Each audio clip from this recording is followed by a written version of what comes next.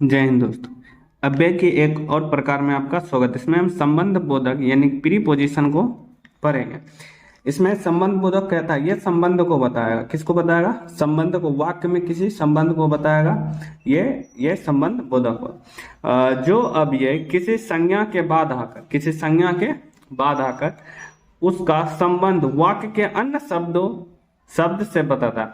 मतलब इसमें संज्ञा के बाद आकर क्या करेगा? किसी अन्य जो शब्द रहेगा, अन्य शब्द के साथ उसको कंपेयर करवाएगा, उनमें संबंध को बताएगा, उसको बोलेंगे संबंध बोधक। जैसे पहले, बिना, आगे, पास, गया, तक, भर आदि। जैसे एग्जाम्पल के थ्रू आप समझिए। अजय घर के पास खड़ा है।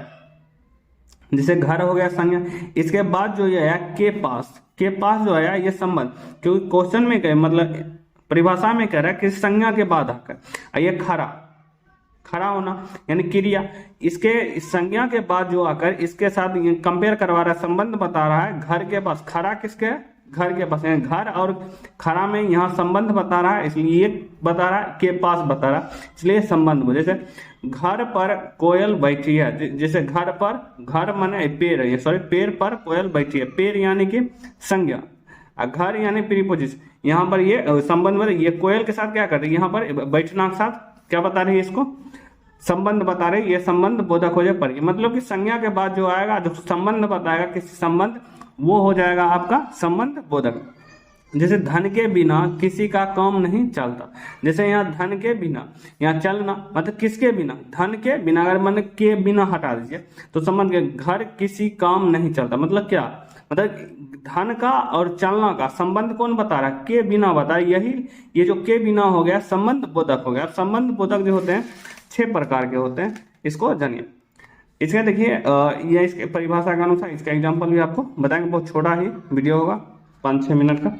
ये स्थानवाचक, कालवाचक, साधनवाचक, सहचरवाचक, तुलनावाचक और विरोधवाचक।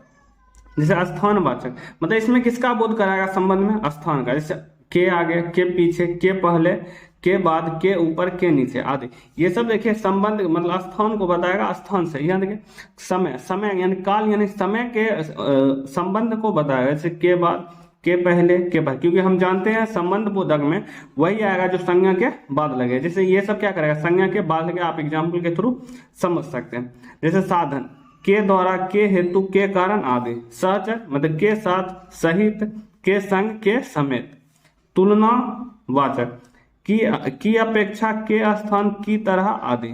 विरोधवाचक विरोध, के विपरीत, के विरोध, के प्रतिकूल आदि। अगला देखिए, ये इसका एग्जाम्पल कह रहा है घर के आगे स्कूल है। देखिए घर के आगे क्या? स्कूल। मतलब घर और स्कूल में संबंध क्या होता है? के आगे बता रहा है। इसको बताया ना, ये कि स्थान को बताता है। के आगे देखिए यहाँ पे स्थान को बताता, यहाँ बताया के आगे किसको बता रहा? स्थान को बता रहा, इसलिए संबंध स्थानवाचक हो गया। आप समझ जाएंगे। जैसे घर, पेड़ के नीचे गरीब बैठा है। पेड़ के नीचे मतलब बैठना का और पेड़ का संबंध बता रहा है, एक संबंध बता रहा है, तो के नीचे।